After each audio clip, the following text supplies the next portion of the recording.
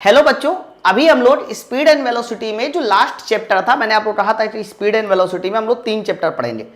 एक तो काइनेमैटिक्स था, दूसरा क्या था सर? दूसरा था न्यूटन्स लॉ ऑफ मोशन। अब बच्चों ये तुम्हारा चैप्टर नंबर 3 है जिसका नाम है प्रोजेक्टाइल मोशन। तो याद रखना ये 3 चैप्टर हमारा स्पीड एंड वेलोसिटी में आते हैं। ओके, अब स्पीड एंड वेलोसिटी में 3 चैप्टर आते हैं तो आपको समझना है कि हम किस तरह से प्रोजेक्टाइल मोशन को पढ़ने वाले हैं। ऐसे प्रोजेक्टाइल मोशन का कॉन्सेप्ट क्या होता है? प्रोजेक्टाइल मोशन का कॉन्सेप्ट ये होता है कि हम किसी बॉल को, किसी पिंड को हॉरिजॉन्टल के साथ अगर किसी एक एंगल पर फेंकते हैं तो बच्चों ये जो कर्व आता है, इसी कर्व का नाम प्रोजेक्टाइल मोशन होता है, याद रखिएगा। ठीक है, बस इन्हीं को पूरा डिटेल में हमें स्टडी करना है। तो चलिए फिर आज की शुरुआत करते हैं, प्रोजेक्टाइल मोशन की शुरुआत करते हैं। अच्छा, प्रोजेक्टाइल मोशन ना बहुत ज़्यादा थ्योरी वाला चैप्टर नहीं है, ये ज़्यादातर फॉर्मूले बेस्ड है। एक दो कॉन्सेप्ट आते हैं और थोड़ा न्यूमेरिकल पूछा जाता है, मतलब कॉन्सेप्चुअल चैप्टर है। आप इसमें बहुत ज़्यादा थ्योरी नहीं देखेंगे हैं।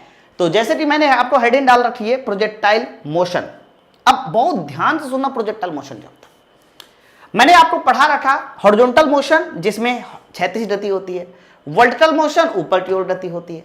लेकिन प्रोजेक्टाइल मोशन क्या है ना, एक 2 डायमेंशनल गति होती है। इसमें एक्स में भी गति होती है बच्चों, वाई में भी गति होती है। अगर मैं अपनी तरफ से यहां पर ये वाई एक्सेस मान लूँ इसको, और इसको बताइए क्या बोल दूं सर? इसको मैंने एक्स एक्सेस बोल दिया, वाई और एक्स। फिर ये क्या है सर? ये तुम्हारा ऑरिजिन है। ये क्या है तुम्हारा? ये ऑरिजिन है। अब ये तुम्हारा ऑरिजिन है मेरे भाई। अगर हम यहां से किसी बॉल को, अगर मैं किसी बॉल को u वेलोसिटी के साथ हॉरिजॉन्टल से थीटा एंगल पे फेंकता हूं, u वेलोसिटी के साथ हॉरिजॉन्टल के किस एंगल पर? थीटा एंगल पे फेंकता हूं, तो आप मुझे बताइए जरा क्या होने वाला है। कहना अगर आप ऐसा कुछ करते हैं सर, तो सबसे पहले देखिए बॉल ला, पहले मैं आपको पहले बता दूं, 2 मिनट सुनिए सर। ये तुम्हारा ऑरिजिन है। हम लोग इस u वेलोसिटी को 2 वेलोसिटी में डिवाइड कर सकते हैं। कौन कौन सी 2 वेलोसिटी सर? मुझे नाम बताइए। सबसे पहले इसका हॉरिजॉन्टल कंपोनेंट निकाला जा सकता है वेलोसिटी का, जो कि हो जाएगा u cos थीटा। बच्चों इसका वर्टिकल कंपोनेंट बताइए कितना हो जाएगा? कहना इसका वर्टिकल कंपोनेंट हो जाएगा sir u sin theta. Sir इसका वर्टिकल कंपोनेंट हो जाएगा u sin theta, u sin theta. तो मैंने क्या किया, यहां पर 2 कंपोनेंट निकाल लिए, एक हॉरिजॉन्टल और दूसरा वर्टिकल, यानी u cos थीटा और बच्चों u sin थीटा। अब दूसरी बात सुनो, u cos थीटा इसमें हॉरिजॉन्टल मोशन दे देगा और u sin थीटा इसमें वर्टिकल मोशन दे देगा। क्लियर है? बट हॉरिजॉन्टल और वर्टिकल मोशन में भी वेलोसिटी का कौन सा घटक कांस्टेंट होने वाला है, कौन सा बदलने वाला है, ये मुद्दे की बात है, याद रखिएगा। तो अगर मैं थोड़ी देर के लिए ऐसा बोल देता हूं कि नीचे की ओर जो त्वरण है वो कहां की ओर काम करता है, कह देना त्वरण हमेशा जी नीचे की ओर काम करता है। जी कहां की ओर काम करता है? नीचे की ओर। तो बच्चों जी का जो प्रभाव है वो u sin थीटा पे पड़ेगा, ना कि u cos थीटा पे। ऑब्वियस सी बात है, जी का प्रभाव u sin थीटा पे पड़ेगा, u cos थीटा पे नहीं। तो जब भी कभी प्रोजेक्टाइल मोशन होता है तो प्रोजेक्टाइल मोशन में कौन कौन सा घटक कांस्टेंट रहेगा? ऐसे प्रोजेक्टाइल मोशन होगा, पहले तो ये देख लीजिए, है ना, ऐसे प्रोजेक्टाइल मोशन होगा। तो मैंने कहा वेलोसिटी का u cos थीटा, g का प्रभाव u sin थीटा पे पड़ेगा। तो बच्चों u sin थीटा का मान, क्योंकि g देखो g उल्टा है u sin थीटा के, u sin थीटा के g उल्टा है, इसीलिए देखो u sin थीटा घटते घटते घटते घटते वर्टिकल कंपोनेंट एक जगह पे 0 हो जाता है। वही जगह होती है इसकी हाईएस्ट पॉइंट। बच्चा ये जगह होती है हाईएस्ट पॉइंट, उच्चतम बिंदु जिसको बोलते हैं। अब इसके ऊपर बॉडी नहीं जाएगी, क्यों? क्योंकि जी का प्रभाव u sin थीटा को पहले घटाएगा, घटाते 0 कर देगा। फिर इसके बाद u sin थीटा बढ़ेगा बढ़ेगा बढ़ेगा। बट u cos थीटा क्या है? तो कहना u cos theta horizontal component है, और हॉरिजॉन्टल कंपोनेंट देखिए हर जगह कैसा रहेगा, कह देना हॉरिजॉन्टल कंपोनेंट हर जगह सर कांस्टेंट रहेगा। हॉरिजॉन्टल कंपोनेंट हर जगह कैसा रहेगा सर? हॉरिजॉन्टल कंपोनेंट हर जगह कांस्टेंट रहेगा, क्योंकि इस पर जी का कोई भी प्रभाव नहीं पड़ेगा। इस पर जी का कोई प्रभाव नहीं। जी देखो u cos थीटा के परपेंडिकुलर है बच्चों, तो फाइनल उच्चतम बिंदु पर भी हॉरिजॉन्टल कंपोनेंट कितना होगा? u cos थीटा होगा। क्लियर?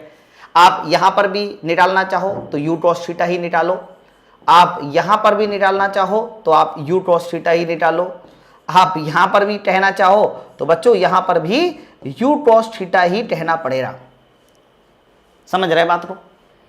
तो u sin theta u cos theta ये तुम्हारा कह सकते हो पॉइंट क्लियर हो रहा है। अब बहुत ध्यान सुनना ट्रेडिक सर, बट मैंने कहा u sin थीटा जो वर्टिकल कंपोनेंट है वो पहले घट के 0 होगा, फिर इसके बाद बढ़ना भी शुरू होगा और बढ़ते बढ़ते वापस से यहां पर u sin थीटा ही हो जाएगा। अब u sin theta u cos theta u cos theta u sin theta इनका जो रिजल्टेंट है वो सेम उसी तरीके से इनका रिजल्टेंट सर कितना आ जाएगा, u आ जाएगा और हॉरिजॉन्टल से उतना ही एंगल बना के फिरते हैं, मतलब थीटा एंगल वहां बना था हॉरिजॉन्टल से, तो यहां भी हॉरिजॉन्टल जैसा थीटा एंगल ही बनेगा। ठीक है, तो ये तुम्हारा जो है ना कंप्लीट मैंने आपको दिखा दिया प्रोजेक्टाइल मोशन का एनालिसिस। प्रोजेक्टाइल मोशन में खास बात क्या होती है, प्रक्षेप गति में खास बात क्या होती है कि दो तरह के मोशन एक तरह से होते हैं, एक जैसे होते हैं। मैं बताता हूं कैसे, देखो आप थोड़ा ध्यान देना। ये मेरे ये हॉरिजॉन्टल मोशन है और ये वर्टिकल मोशन है। ठीक है, आपने हॉरिजॉन्टल मोशन पढ़ लिया, बताओ आपने वर्टिकल मोशन पढ़ लिया, अब हमें दोनों मोशन एक साथ पढ़ना है। यानी बॉडी जो है देखो आगे भी जाएगी ऊपर भी जाएगी, आगे भी जाएगी ऊपर भी जाएगी, तो जिसका नेट इफेक्ट कुछ इस तरीके से आता है। बताइए क्लियर है ना। अब आगे बात सुनो सर, ये प्रोजेक्टाइल मोशन में आपने वेलोसिटी का बारे में समझा दिया कि हाँ वेलोसिटी कहाँ घट रही कहाँ बढ़ रही क्या हो रहा है। अभी कुछ फैक्टर हम लोगों को निकालने होते हैं। कौन कौन से फैक्टर? सबसे पहला हमें निकालना होता है time of flight. Time of flight का मतलब क्या कि सर अगर मान लीजिए जब बॉल को फेंका गया था तो टाइम 0 था, लेकिन जब बॉल वापस से जमीन पर पहुंच चुकी, जब बॉल वापस से जमीन पर पहुंच चुकी तो उस समय सर मान लीजिए जो टाइम है सर वो टाइम t बराबर कैपिटल T। बच्चों ये वाला टाइम मुझे निकालना है, मैं यहां लिख देता हूं टाइम t बराबर कैपिटल T, बस यही टाइम t निकालना है, कैपिटल T निकालना है। ये तो टाइम ऑफ फ्लाइट निकालना है, उड़ान काल जिसको बोलते हैं। ऊपर से ये मैक्सिमम हाइट निकालनी है कि मैक्सिमम हाइट कितनी होनी चाहिए h, और तीसरा ये रेंज निकालनी होती है बच्चों, तीसरा ये रेंज निकालनी होती है बच्चों कि यहां से लेकर यहां तक की ये जो दूरी है सर ये रेंज कितनी है।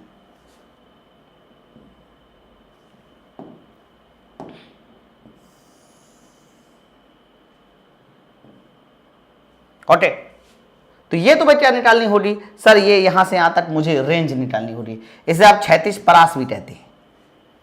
तो कैपिटल टी हो गया पूरा समय, हाइट आर। ठीक, तो पूरा का पूरा प्रोजेक्टाइल मोशन इन्हीं तीन चीजों के इर्द गिर्द घूमता है। अच्छा, अब तुमसे एक क्वेश्चन जो सबसे कॉमन पूछा जाता है कि प्रोजेक्टाइल मोशन में वेलोसिटी का कौन सा घटक कांस्टेंट होता है, तो कह देना प्रोजेक्टाइल मोशन में वेलोसिटी का जो हॉरिजॉन्टल कंपोनेंट है u cos थीटा है सर वो कांस्टेंट होता है, जबकि vertical component u sin theta पहले घटता है बाद में बढ़ता है। ठीक है, हॉरिजॉन्टल का उच्चतम बिंदु पर वेलोसिटी कितनी होती है, सिर्फ u cos थीटा, उसके अलावा और कोई भी वेलोसिटी नहीं होती है। ठीक, तो ये बात आप लोगों को एकदम क्लियर होनी चाहिए। फिर इसके बाद अगर पूछा जाए कि ये बताओ पाथ कैसा आता है, ये रास्ता कैसा आता है, तो बच्चों ध्यान रखना ये पाथ भी कैसा आता है, तो कह देना ये पाथ भी आता है पैराबोला। सर ये पाथ भी आता है पैराबोला। ठीक है, अच्छा अब मेरा पूरा फोकस ये है कि मैं टाइम कैसे निकालूं, मैं ये रेंज कैसे निकालूं, मैं ये हाइट कैसे निकालूं। सबसे पहले मुझे टाइम निकालना पड़ेगा। तो टाइम निकालने के लिए मैं क्या करता हूं कि शुरुआत से लेकर अंत तक का पूरा मोशन ले लूंगा। मुझे प्रारंभिक वेलोसिटी पता है, मुझे वर्टिकल डायरेक्शन की अंतिम वेलोसिटी भी पता है। अच्छा, अंतिम वेलोसिटी मैंने u sin थीटा ही क्यों माना, मैंने आपको ये पढ़ा रखा है बॉल जितनी वेलोसिटी से ऊपर फेंकी जाती है गिरते समय भी उतनी वेलोसिटी होती है। तो जितनी वेलोसिटी से ऊपर फेंकी गई होगी यानी u sin थीटा जितना होगा उतना ही यहां पर भी। तो मुझे प्रारंभिक वेलोसिटी अंतिम वेलोसिटी पता है, यही रीजन है कि मैं बहुत आराम से टाइम बता सकता हूं।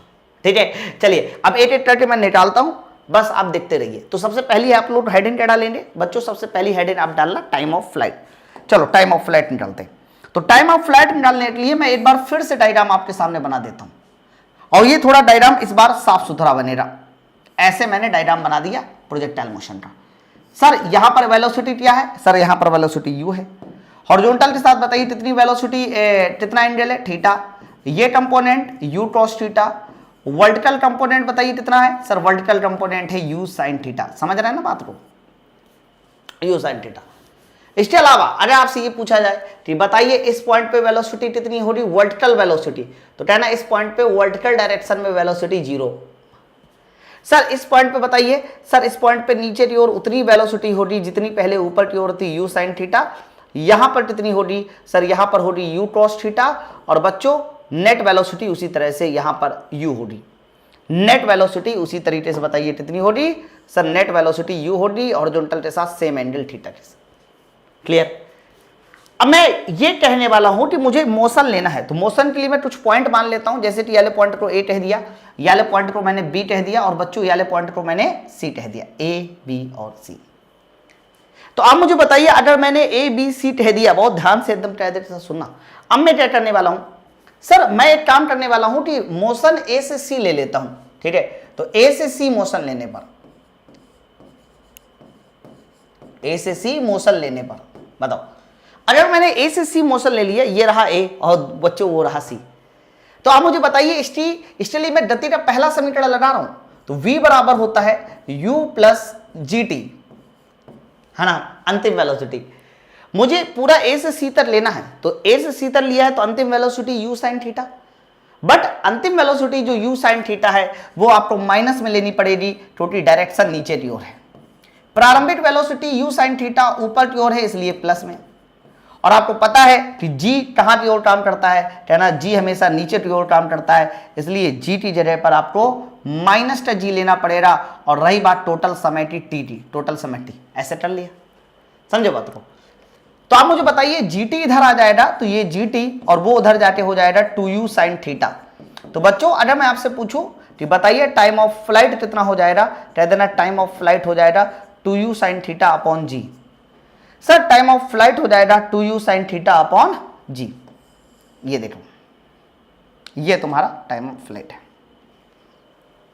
अरे समझे कि नहीं समझे बताओ, क्लियर है ना। तो ये मेरा कहने का मतलब ये है कि हम टाइम ऑफ फ्लाइट कैसे निकालते, ये आ गया। अब देखो टाइम ऑफ फ्लाइट ना, ये तो u पर डिपेंड कर रहा है, दूसरा थीटा पर, सीधा सीधा बस फॉर्मूला याद रखिए, टाइम ऑफ फ्लाइट t बराबर 2u sin थीटा बटे g होता है। ओके चलो, तो टाइम ऑफ फ्लाइट मेरा निकलाया। अब मुझे क्या निकालना था सर, मुझे निकालना था ये मैक्सिमम हाइट, क्या निकालना था, ये मुझे मैक्सिमम हाइट ऐसे निकालनी थी। तो बच्चों मैक्सिमम हाइट निकालने के लिए मैं गति का तीसरा समीकरण लगा देता हूं, तीसरा, लेकिन मोशन कहां से कहां तक लूंगा, ए से बी तक। चलो मैक्सिमम हाइट निकालते हैं, डायग्राम वही बना देते, मैं डायग्राम एक बार दिखा दूंगा। तो मैक्सिमम हाइट निकालने के लिए मैंने क्या किया है, मोशन ले लिया है ए से बी, ए से बी। थोड़ा गौर से देखिए सर, ए पॉइंट ये है, बी पॉइंट ये है। प्रारंभिक वेलोसिटी वर्टिकल डायरेक्शन में u sin थीटा, अंतिम वेलोसिटी वर्टिकल डायरेक्शन में 0, समझ रहे ना। तो मैं यहां पर अप्लाई करने वाला हूं गति का तीसरा समीकरण, और तीसरा समीकरण होता है v स्क्वायर बराबर u स्क्वायर और आगे होता है प्लस का 2gh। बच्चों मैं गति का तीसरा समीकरण अप्लाई करने वाला हूं मोशन ए से बी के लिए। अब आप मुझे सब लोग बताइए कि ए से जब बी की बात करते हैं तो ए से बी वाले पॉइंट पे बताइए वर्टिकल डायरेक्शन में कितनी वेलोसिटी है। कहना वर्टिकल डायरेक्शन में सर 0 है, तो वर्टिकल डायरेक्शन में 0। प्रारंभिक वेलोसिटी थी u sin थीटा, लेकिन उसका स्क्वायर हो जाएगा। g की वैल्यू को आपको माइनस में लेना है 2gh, ये देखो। तो फाइनली मुझे बताइए अगर मैं h का मान पूछूं कितना होना चाहिए, तो h बराबर कितना हो जाएगा, तो आप सीधा सीधा कह सकते हो h बराबर हो जाएगा u स्क्वायर और आगे हो जाएगा sign square theta divide by 2g। h बराबर u square sine square theta divide by 2g, ये हो जाएगा। ओके, तो प्रोजेक्टाइल मोशन में मैक्सिमम हाइट निकालनी है, तो सीधा सीधा फॉर्मूला लगाइए h बराबर u square sine square theta divide by 2g। अब इसके बाद एक और कॉन्सेप्ट आता है बच्चों, इसको बोलते हैं रेंज। ये बड़ा इंपॉर्टेंट है भाई, ये क्यों इंपॉर्टेंट है मैं बताऊं। देखो रेंज निकालने का क्या मतलब है सर, रेंज का मतलब होता है पूरा ए से सी तक की, मुझे ए से सी तक की दूरी चाहिए, ये तो रेंज है। तो मुझे ए से सी तक की कौन सी दूरी चाहिए होगी, कहना ए से सी तक की चाहिए होगी हॉरिजॉन्टल डिस्टेंस। कौन सी, हॉरिजॉन्टल डिस्टेंस। तो अब मैंने क्या किया, ए से सी तक का मोशन लगाऊंगा, वो भी हॉरिजॉन्टल मोशन। चलो लगाते।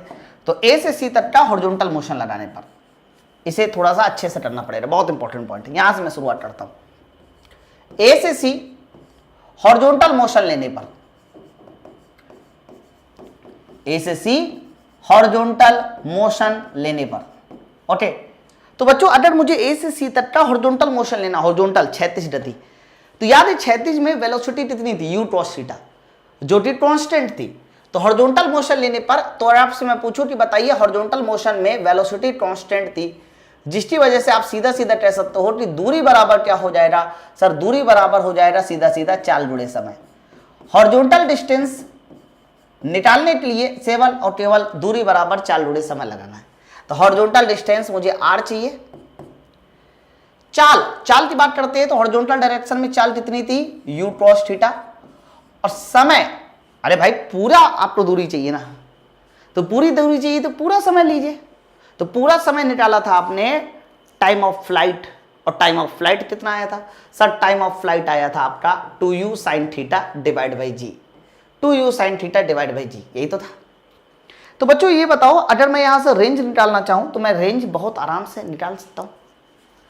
अब आप मुझे बताइए अगर मैं रेंज यहां से निकालता हूं तो रेंज कितनी होगी, तो क्या ना u स्क्वायर हो जाएगा, 2 sin theta cos theta sin 2 theta हो जाएगा, sin 2 थीटा हो जाएगा, और डिवाइड बाई बताइए नीचे कितना हो जाएगा सर, डिवाइड बाई नीचे हो जाएगा जी, r बराबर हो जाएगा u square sin 2 theta divide by g. ये हमारी हॉरिजॉन्टल रेंज है। सबसे ज्यादा जो क्वेश्चन आते हैं ना वो इसी के इर्द गिर्द पूछे जाते हैं। हाँ, हॉरिजॉन्टल रेंज से काफी बढ़िया सवाल पूछे जाते हैं। तो याद रखना जब भी कभी हॉरिजॉन्टल रेंज का फॉर्मूला पूछा जाए तो आपको बताना है r बराबर u स्क्वायर sin 2 थीटा बटे जी। हम लोगों को एक और पॉइंट पूछा जाता है बच्चों की रेंज हमारी मैक्सिमम कब होगी। जैसे कि मैं आपसे कहूं कि मैं आपके हाथ में पत्थर दे दूं और कहूं दूर फेंको, सबसे ज्यादा कहां तक फेंक सकते हो, तो आप कितने एंगल पर फेंकना चाहोगे, मतलब वो एंगल थीटा क्या होगा। एंगल थीटा को बोलते हैं प्रक्षेपण कोण। मैं आपको बता दूं अगर कोई पूछे कि थीटा को क्या बोला जाता है, कहीं पर मैंने लिखा नहीं है इसलिए लिख लीजिए, थीटा को बोला जाता है प्रक्षेपण कोण, एंगल ऑफ प्रोजेक्शन भी बोलते हैं ना। तो मैंने आपसे कहा कि मुझे मैक्सिमम रेंज प्राप्त करनी है, पत्थर लिया आपने सबसे दूर फेंका, तो बताइए कितने एंगल पे फेंकना हो रहा, ठीक है। तो बच्चों ध्यान रखना अगर मैं बात करता हूं कि मुझे मैक्सिमम रेंज चाहिए, for maximum range, maximum range, तो मैक्सिमम रेंज के लिए क्या होगा सर, मैक्सिमम रेंज के लिए बच्चों जो sin 2 थीटा होगा सर वो 1 के बराबर होगा। भाई इसको मैक्सिमम कर दो, sin 2 थीटा 1, तो आपको पता है कि sin 90 होता है 1 और sin 90 1 होगा, तो मेरे भाई ये बताओ थीटा बराबर कितना हो जाएगा, 45 डिग्री हो जाएगा। तो ध्यान रखना मैक्सिमम रेंज के लिए सर, मैक्सिमम रेंज के लिए थीटा बराबर कितना डिग्री होगा सर, थीटा बराबर होगा 45 डिग्री। यानी आप किसी बॉल को बहुत ज्यादा दूर फेंकना चाहते हो तो आप उसे कितने एंगल पे फेंकोगे, 45 डिग्री एंगल फेंकोगे, सबसे ज्यादा दूर जाएगा, ठीक है। लेकिन ये तब कंडीशन सही है, ये कंडीशन तब सही है बच्चों जब हम ग्राउंड से फेंके और ग्राउंड पे जाके ग्राउंड टू ग्राउंड, ये कंडीशन ग्राउंड टू ग्राउंड के लिए सही है। अच्छा sin 2 थीटा का मान यहां 1 रखो, sin 2 थीटा मान जैसे ही 1 रखेंगे तो बच्चों देखो अगर मुझे मैक्सिमम रेंज का मान पूछा जाएगा तो मैक्सिमम रेंज का मान u स्क्वायर बटे जी आ जाएगा। मैक्सिमम रेंज का भी तो मान पूछा जाता है कि मैक्सिमम रेंज होगा कितना, कह देना u स्क्वायर बटे जी,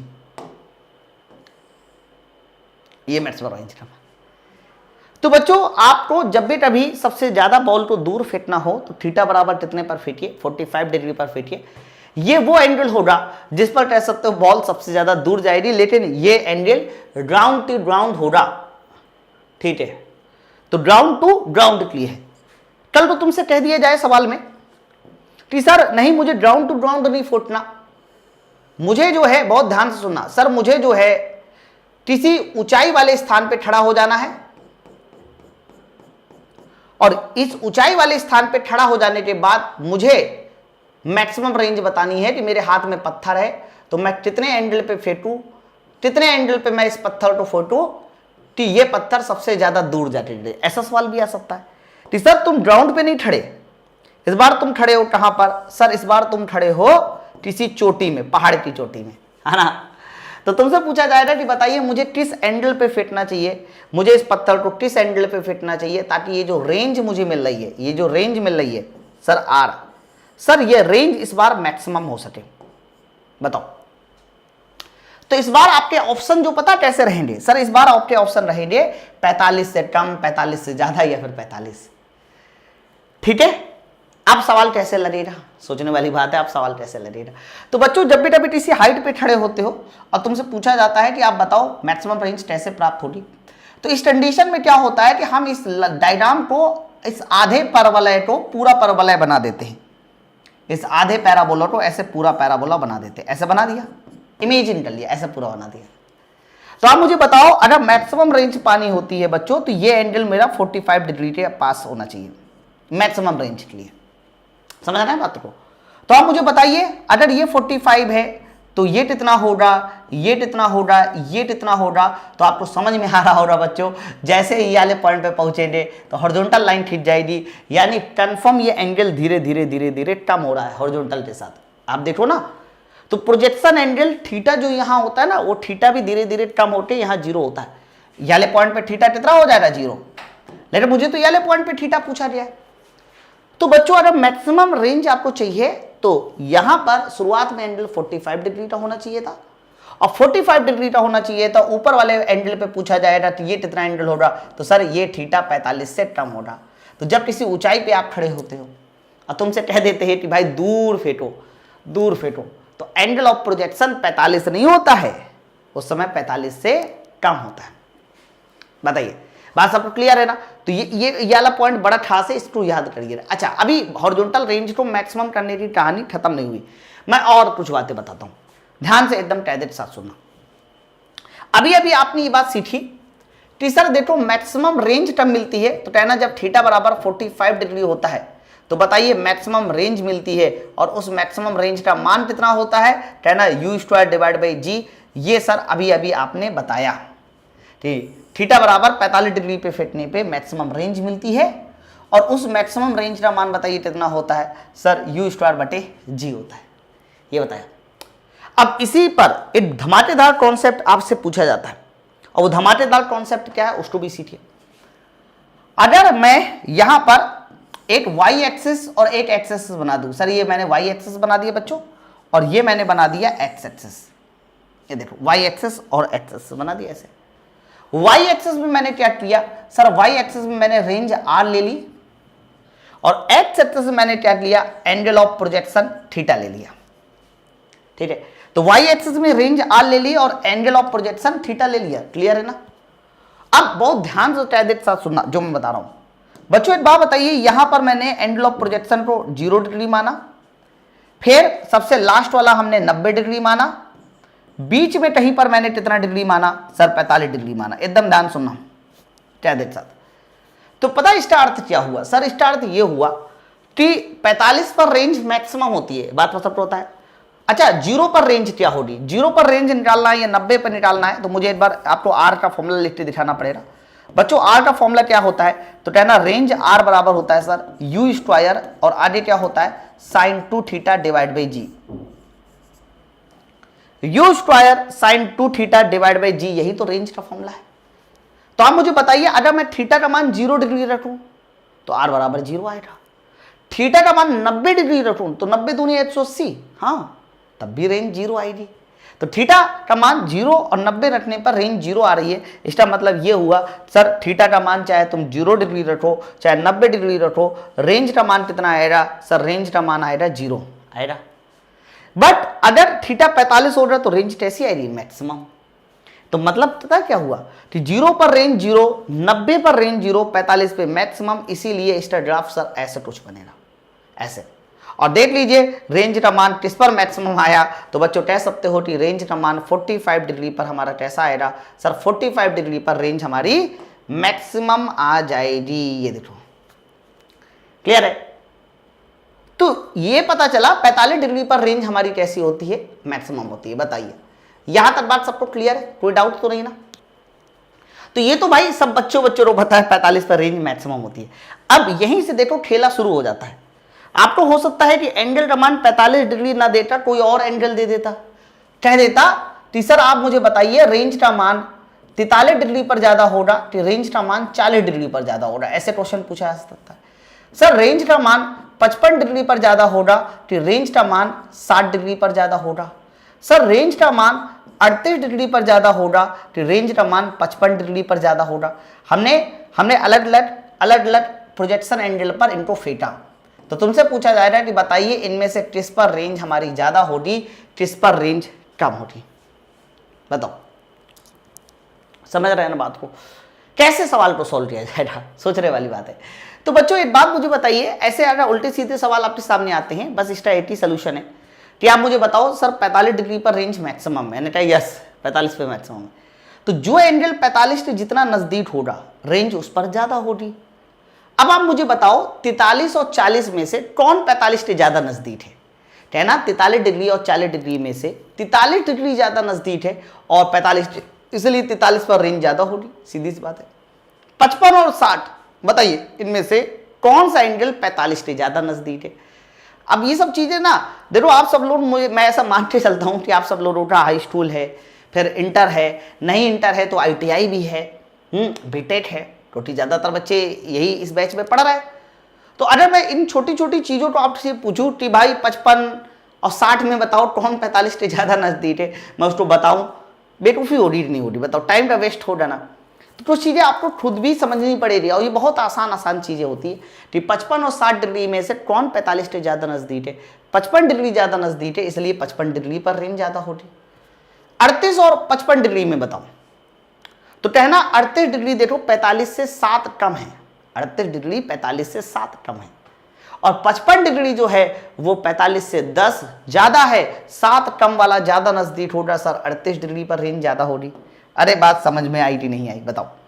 इसी तरीके से एक और एंगल लिख लेते हैं, एक और एंगल लिख लेते हैं। मान लीजिए आपसे पूछा जाता है कि रेंज का मान बताइए 20 डिग्री पर ज्यादा होगा कि रेंज का मान 70 डिग्री पर ज्यादा होगा, ऐसे क्वेश्चन पूछा जाता है कि रेंज का मान बताइए 20 पर ज्यादा होगा कि रेंज का मान 70 पर ज्यादा होगा। तो आप कहना कि सर ठीक है 20 और 70 को देखो तो एक बार, तो 20 और 70 में से कौन हमारा जो है 45 के ज्यादा नजदीक है।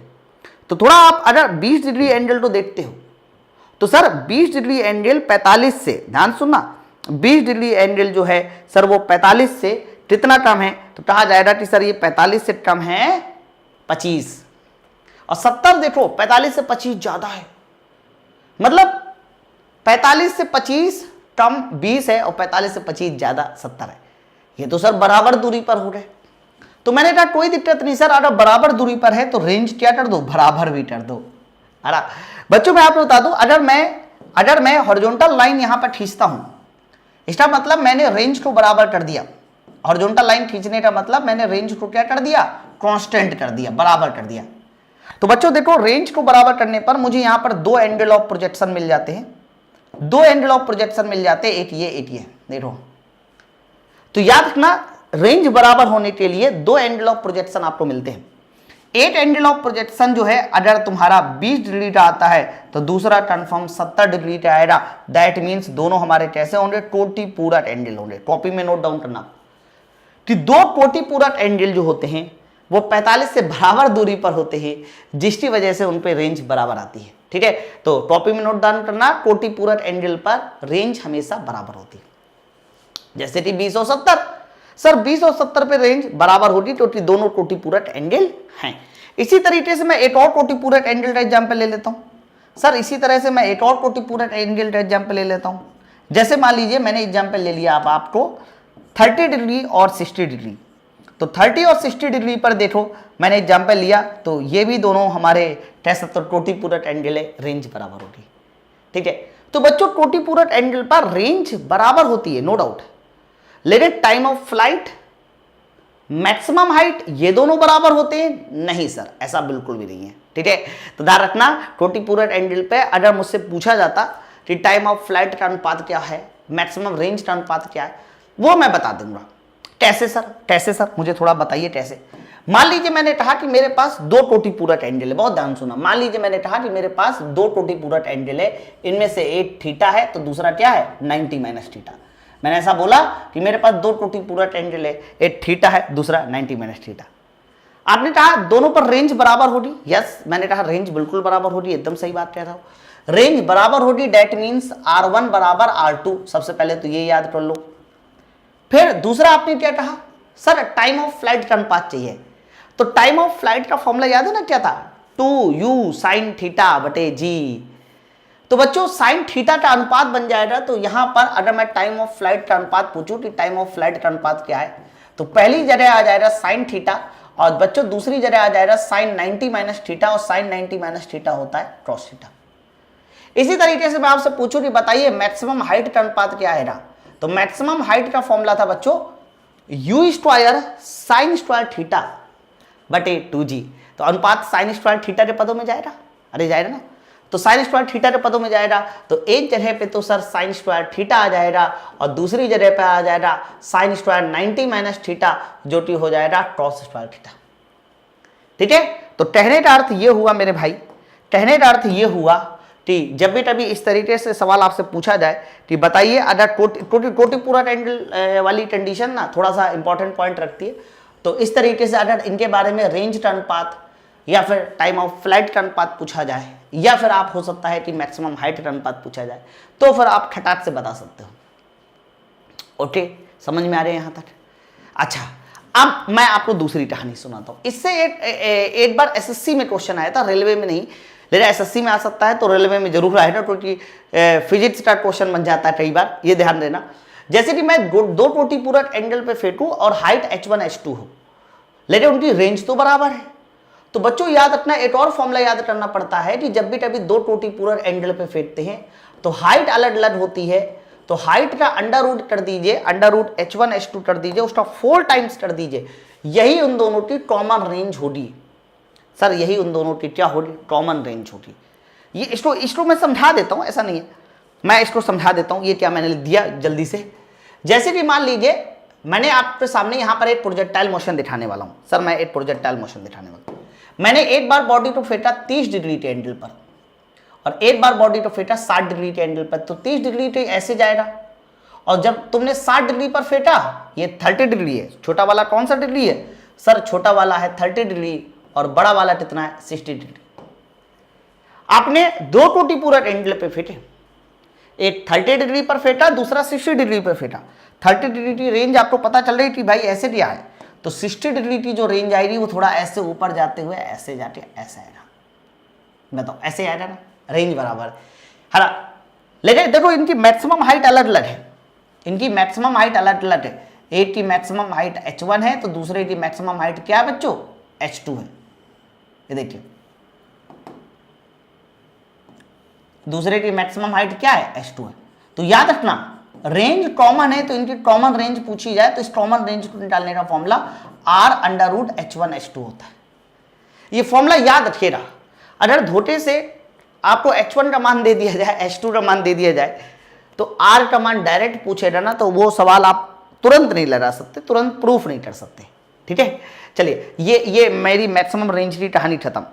अब इसी पर जो है ना, मुझे आप लोगों को एक बहुत धांसू कॉन्सेप्ट बताना है ना, और ये तुम्हारा कॉन्सेप्ट काफी ज्यादा इंपॉर्टेंट है। इक्वेशन ऑफ प्रोजेक्टाइल मोशन हम लोग बाद में पढ़ेंगे, पहले मैं आपको ये धांसू कॉन्सेप्ट बता दूं।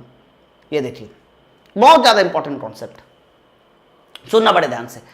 देखो जो तुमने टाइम ऑफ फ्लाइट का फॉर्मूला पढ़ा, मैक्सिमम रेंज का फॉर्मूला पढ़ा और मैक्सिमम हाइट का फॉर्मूला पढ़ा, हर एक फॉर्मूला जो है वो किसके पदों में आया? यानी हर एक फॉर्मूला आया है यू के पदों में, और बच्चों हर एक फॉर्मूला आया है थीटा के पदों में। बताइए ये बात सबको क्लियर है ना? यू और थीटा के पदों में ये हर एक फॉर्मूला आया है। तो मेरे भाई एक बात मुझे सब लोग बताइए, बात मुझे ये बताइए कि अगर यू को दे दिया जाए, थीटा को दे दिया जाए, तो तीनों मान निकाल सकते हो, बड़े आराम से निकलाएगा। लेकिन कई बार एग्जाम में क्या होता है कि यू थीटा डायरेक्ट नहीं देता, क्योंकि अब वो पुराना सिस्टम हो गया कि जब यू थीटा दे दिया जाए और तुमसे वैल्यू पूछी जाए, अब नहीं आता। अब एक्चुअली में रेंज देकर मैक्सिमम हाइट पूछी जाती है, मैक्सिमम हाइट देकर रेंज पूछा जाता है। ठीक है, उसके अलावा हाइट देकर टाइम ऑफ फ्लाइट पूछा जाता है, टाइम ऑफ फ्लाइट देकर हाइट पूछी जाती है। ऐसे उल्टे सीधे सवाल बनते हैं, वो सवाल भी बड़े आसान होते हैं। मैं एक दो कॉन्सेप्ट बताता हूं। सबसे पहले कॉन्सेप्ट नंबर 1, कॉन्सेप्ट नंबर 1 क्या है? कॉन्सेप्ट नंबर 1, कॉन्सेप्ट नंबर 1 ये है कि अगर आप लोगों को रेंज का मान मैक्सिमम हाइट का n गुना बोला जाए, क्योंकि यही सबसे धांसू कॉन्सेप्ट है। हरा, अगर आपको रेंज का मान मैक्सिमम हाइट का कितने गुना बोला जाए? n गुना। मैं आपको बताऊं, जैसे नहीं मान लीजिए आपने किसी पत्थर को उठाया और इस पत्थर को ऐसे फेंटा, तो बच्चों जब पत्थर को हम लोग फेंकते हैं ना दोस्त मेरे, ऐसे फेंकते हैं, तो कोई ना कोई रेंज मिलेगी, कोई ना कोई हाइट मिलेगी। तो मान लीजिए रेंज मिली 200 मीटर, थीटा रेंज कितनी मिली 200 मीटर, समझिए बात को, रेंज मिली 200 मीटर और जो हाइट थी वो मिली 50 मीटर। तो अब मुझे बताइए रेंज हाइट का कितने गुना है ना, रेंज हाइट का 4 गुना है, रेंज हाइट का 4 गुना है। तो मैंने ऐसा मान लिया ना कि मान लीजिए रेंज जो है मैक्सिमम हाइट का n गुना है, रेंज मैक्सिमम हाइट का कितने गुना है, n गुना मैंने मान लिया। चलो r का फॉर्मूला खोलिए।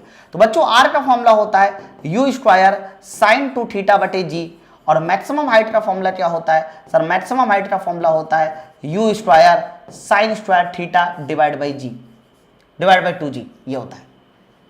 तो रेंज और मैक्सिमम हाइट के फॉर्मूले मैंने फुटका दिया। अब मुझे बताओ u स्क्वायर से u square cancel, sine 2 theta की जगह पर आप 2 sine theta into cos theta खोल दीजिए, और बच्चों यहाँ g से g भी तो उड़ा दीजिए, एक्स्ट्रा में अचार थोड़ी ना डालना है, n/2, और यहाँ पर हो जाएगा साइन स्क्वायर थीटा। बताइए मैंने r बराबर NH मान लिया, मतलब n कोई फैक्टर है, क्योंकि रेलवे ना n से रिलेटेड सवाल बहुत पूछता है कई बार। तो मैंने यहाँ क्या कहा, साइन थीटा से साइन थीटा भी उड़ जाएगा बच्चों। और आप मुझे बताइए यहाँ से मैं टेन थीटा बराबर पूछूंगा, तो टेन थीटा बराबर कितना हो जाएगा सर, टेन थीटा बराबर हो जाएगा 4/n। मैंने टेन थीटा निकाला है 4/n। ओके, तो आपको कॉपी में नोट डाउन करना है इस पॉइंट को, और ये बड़ा इंपॉर्टेंट रिजल्ट है कि जब भी कभी r बराबर आपको NH कहा जाएगा, r बराबर NH बोला जाएगा, याद रखना उस समय टेन थीटा बराबर 4/n होता है। r बराबर NH बोला जाएगा तो टेन थीटा बराबर कितना होता है 4/n। ये दूसरे उल्टे भी है, थीटा बराबर दिया जाएगा तो यहां से n निकालिए, n निकालने से और r और h में संबंध आ जाएगा। तो आप पहले इसको कॉपी में नोट डाउन करो कि सर यदि r बराबर NH हो, r बराबर NH हो, ठीक है, तो टेन थीटा बराबर कितना होता है 4/n होता है, टेन थीटा बराबर 4/n होता है, ठीक है। ये कॉन्सेप्ट नंबर 1 है। अब इसी कॉन्सेप्ट पे देखो कैसे सवाल आते हैं आपके एग्जाम में और कैसे पूछा जाता है। मैं ये 2 न्यूमेरिकल सॉल्व करा देता हूं। जैसे कि ये देखिए, मान लीजिए आप यहां से शुरुआत करते हैं एग्जाम्पल नंबर 1 से। एग्जाम्पल नंबर 1 में कहा जा रहा है कि आप किसी प्रोजेक्टाइल मोशन का जो रेंज है वो 200 मीटर मानिए, हाइट को 100 मीटर मानिए। तो आप मुझे बताइए यहां पर n कितना होना चाहिए। तो कहना r बराबर आपने NH कहा था सर, अभी r बराबर आपने क्या कहा था सर NH। तो आप मुझे बताइए रेंज हाइट का कितने गुना है। तो कहा जा रहा है रेंज हाइट का 2 गुना है, देख लीजिए r बराबर NH। तो n बराबर कितना हो जाएगा 2, दिखाई दिया ना आपको n बराबर 2। तो जल्दी बताइए थीटा बराबर कितना हो जाएगा इस सवाल में। तो कह देना tan इनवर्स 4/n ले n की जगह क्या है सर, n की जगह तो 2 है, n की जगह तो 2 है। तो थीटा बराबर बताइए कितना हो जाएगा tan इनवर्स 2, tan इनवर्स 2। ये सवाल का सही उत्तर है। ये वाला प्रश्न खत्म। आप देखिए इतना बड़ा सवाल हमने ऐसे लगा दिया। सर ये इंपॉर्टेंट एग्जाम्पल नंबर 2, रेंज का मान 100 मीटर, थीटा बराबर 45 है और आपसे हाइट पूछ रहा है। तो यहां पर भी सेम वही कॉन्सेप्ट, tan थीटा बराबर, क्योंकि इस बार थीटा पहले दिया है 4/n लगा दो। बताइए थीटा बराबर कितना है सर, थीटा बराबर 45 डिग्री है, यहां पर 45 डिग्री रखिए, 45 1 आ गया, और 45 जब 1 आ गया तो बताइए n बराबर कितना आ जाएगा सर, n बराबर आ जाएगा 4, n बराबर कितना आ जाएगा 4। और n बराबर 4 आ गया तो फॉर्मूला याद है ना क्या होता है, r बराबर NH, r बराबर NH। सोच देखिए, तो आप मुझे बताइए अगर r बराबर NH है और n का वैल्यू 4 है, तो फाइनली इस एग्जाम्पल के लिए हम कह सकते हैं r बराबर 4h होगा, r बराबर 4h होगा। r तुम्हारा 100 मीटर है, तो जल्दी बताइए h कितना होगा। तो h बराबर आ जाएगा 25 मीटर, h बराबर 25 मीटर। समझे कि नहीं समझे। तो आप इसको याद कर लो। सबसे पहले तो याद क्या करना है सर, याद ये करना है कि जब भी कभी रेंज का मान, जब भी कभी थीटा 45 होगा, जब भी कभी थीटा 45 होगा, तो रेंज r का मान मैक्सिमम हाइट का 4 टाइम्स होता है, r बराबर 4h होता है, ठीक है। और ये एक बार नहीं कई बार पूछा जाएगा, इसको आप एकदम रट लो कि सर देखो जब भी कभी थीटा हमारा 45 डिग्री होगा तो रेंज का मान मैक्सिमम हाइट का 4 गुना होगा। मैक्सिमम हाइट 50 है तो रेंज 200 होगी, 4 गुना कर दी, रेंज ज्यादा होगी, ठीक है, रेंज ज्यादा होगी। तो आप देखिए कितना स्पीड में लगा है। चलो अगला सवाल देखिए, कहा जा रहा है h बराबर 200 मीटर, छोटा m कर लेना, बड़ा m लिखा है कोई बात नहीं, थीटा बराबर 30 डिग्री, रेंज बताइए, लग जाएगा। कैसे सर, आपको पता है कि tan थीटा बराबर 4/n होता है। अब आप बताइए थीटा बराबर 30 डिग्री है, 1/√3 होता है, और 1/√3 होगा तो बताइए n बराबर कितना होगा सर, n बराबर हो जाएगा 4√3, n बराबर 4√3 होगा, n बराबर 4√3। अब बताओ अगर n बराबर 4√3 है तो रेंज r बराबर क्या होता है, NH, n ये रहा, h तुम्हारा 200 रहा, तो जल्दी बताइए r बराबर कितना हो जाएगा सर, r बराबर हो जाएगा 500√3।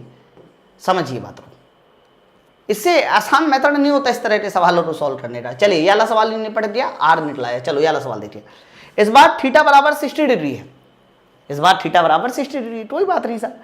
tan थीटा यानी tan 60√3 4/n, तो n बराबर बताइए कितना हो जाएगा सर, n बराबर हो जाएगा 4/√3, ये n आ रही है इस बार। सर n आ गया तो मुझे बताइए रेंज कितनी हो जाएगी बच्चों, तो रेंज बराबर होता है NH, n तुम्हारा 4/√3, h का मान 100 मीटर, तो आपको साफ साफ दिखाई दे रहा है r का मान कितना हो जाएगा 400/√3। ठीक है, तो आप देखो तो हम लोगों ने सवाल को कितना आराम से लगा लिया, बहुत ज्यादा तामा जामा नहीं किया, इसलिए मैं बोल रहा हूं कि अलग कॉन्सेप्ट रट लो कि अगर सर r बराबर NH होगा तो tan थीटा बराबर 4/n होगा। ठीक है, अब दूसरा कॉन्सेप्ट सुनिए, एक और जगह पे आपको फंसाएगा, वो जगह क्या है, आपको पता है कि टाइम ऑफ फ्लाइट जो होती है, टाइम ऑफ फ्लाइट, ध्यान सुनना, टाइम ऑफ फ्लाइट जो होता है कॉन्सेप्ट नंबर 2, ये ट्रिकी कॉन्सेप्ट है ना, इस पर क्वेश्चन बन जाता है तो बच्चे नहीं तोड़ पाते, इसलिए मैंने इसको अलग से बताने का निर्णय लिया था, उसी में नहीं, है ना। तो आपको पता है कि टाइम ऑफ फ्लाइट t बराबर कितना होता है, कहना टाइम ऑफ फ्लाइट t बराबर होता है सर 2u sin θ/g, बहुत ध्यान से सुना। और बताइए मैक्सिमम हाइट बराबर क्या होता है सर, मैक्सिमम हाइट बराबर होता है u² sin² θ/ 2g। बताओ होता है ना। हम लोग क्या कर सकते हैं बच्चों, हम लोग 8 की वैल्यू h और t में से 8 की वैल्यू देकर दूसरी वैल्यू निकाल सकते हैं। कैसे, u sin θ का मान यहां से निकालिए, तो u sin θ का मान g × t/2, मैंने क्या किया, u sin θ का मान निकाला 1/2g को अलग किया, 1/2g u sin θ का मान देखिए, तो सर u sin θ का मान हो जाएगा gt/2, बट मुझे तो स्क्वायर भी करना पड़ेगा, चलो स्क्वायर करा देते। तो देखो h और t में सिर्फ g ही तो रहा, सब तो कैंसिल आउट हो गया, तो आप मुझे बताइए जरा ये h बराबर क्या हो जाएगा 1/2g, स्क्वायर भी कर दीजिए यहाँ पर, g² × t² / 2, 2 * 4, 2 तो आप मुझे बताइए जल्दी से फटाफट, यहां से 1g से 1g कैंसिल, है ना, तो ऊपर 1g बचा, h / t², तो मुझे एक अनुपात बना के दिखाइए कि h हाइट और उड़ान काल का जो वर्ड है, यानी हाइट बटे t² कितना आ गया सर, ये आ गया g और डिवाइड बाई 4 दूनी 8, 4 दूनी 8, g/8 ये आ गया। तो याद रखिए इस बात को भी, कई बार g2 भी खोल देते कुछ लोग, जैसे g2 9.8 खोल देते तो ऊपर 49 4.9 और बटे 4 आ जाता है, उस तरीके से सवाल को और सॉल्व किया जाता है। चाहो तो आप ऐसे डायरेक्ट याद कर लो कि h डिवाइड बाई जो t² होता है सर वो g/8 होता है, h डिवाइड बाई t² कितना होता है g/8। अब वो डिपेंड करता है g की वैल्यू 10 कही गई है कि g की वैल्यू 9.8 कही गई है। मेरे कहने का मतलब ये है कि h और t² में से किसी एक का मान देकर आप दूसरे का मान बता सकते हो, है ना। जैसे कि मैं कह दिया कि किसी प्रोजेक्टाइल मोशन में उड़ान काल टाइम ऑफ फ्लाइट 4 सेकेंड है, बताइए मैक्सिमम हाइट कितनी होगी, तो बच्चों 4 का स्क्वायर यहाँ रख दो 16g/10 कर दो, आंसर आ जाएगा। ठीक है, तो कहने का मतलब ये है कि इस तरह का सवाल जो है ना, अब मैं एक एग्जाम्पल भी ले लेता हूँ, जैसे कि मैं इसी का एग्जाम्पल ले लूँ कि मैंने कहा कि किसी प्रोजेक्टाइल मोशन में, सर किसी प्रोजेक्टाइल मोशन में जो हमारा टाइम ऑफ फ्लाइट है सर वो 4 सेकेंड है, तो बताइए उसका मैक्सिमम हाइट कितना होगा, ऐसे सवाल पूछ लिया। तो आपको ये कॉन्सेप्ट लगाना पड़ेगा, और कॉन्सेप्ट ये है कि h डिवाइड बाई t² वो g/8 है। कॉन्सेप्ट ये है कि h डिवाइड बाई t² कितना है बच्चों, g/8 है। h मुझे निकालना है, t का स्क्वायर 4 × 16, g की वैल्यू 10 रख दीजिए, और यहाँ पर बताइए कितना हो जाएगा g/8, और ये कितना हो जाएगा सर, ये हो जाएगा यहाँ पर 8। तो फाइनली मुझे बताइए मैक्सिमम हाइट कितनी हो जाएगी, तो 16 दूनी 8 दूनी 16, और ये उधर मल्टीप्लाई होती 20 कर देना, h बराबर 20 मीटर। तो कभी भी अब देखो, अगर ये मैं आपको नहीं पढ़ाया होता बच्चों, ये नहीं पढ़ाया होता, तो आप विश्वास मानिए इस तरह का आप सवाल थोड़ा सा टाइम ले लेते, इसलिए हर तरह की संभावनाएं ना हम इस बैच में खत्म करने वाले हैं। कैसे भी सवाल होंगे हमसे बनेंगे। चलो आगे देखिए। ओके, काफी सारी चीजें बाकी है। इसको मैं एक काम करता हूं, इसको मैं अगले लेक्चर में पढ़ाता हूं। इसको आप लेक्चर नंबर 1 कह दीजिए ना। अभी प्रोजेक्टाइल मोशन में इक्वेशंस बची हैं, इक्वेशन ऑफ प्रोजेक्टाइल मोशन बचा है, ठीक है, एनर्जी बचा है, 1-2 सवाल बचे हुए हैं, ठीक, कोई बात नहीं। तो बच्चों एक काम करेंगे, हम लोग इसको लेक्चर नंबर 1 में खत्म करते हैं। अगला वाला जो पार्ट होगा उसको हम लेक्चर नंबर 2 में पढ़ेंगे, ठीक है। चलिए फिर मिलते हैं नेक्स्ट वीडियो में। Thank you very much. Video पसंद आया हो तो आप बगल में रेटिंग जरूर है, उसको रेट कीजिए। और बहुत जल्दी मैं आपको बताऊंगा यूट्यूब पर आके कि मैं किस तरीके से जो है ना आपको ये सारी चीजें पढ़ाने वाला हूँ, ठीक है। मतलब क्वेश्चन की प्रैक्टिस कैसे होगी, ठीक। चलिए बहुत बहुत धन्यवाद, जय हिंद।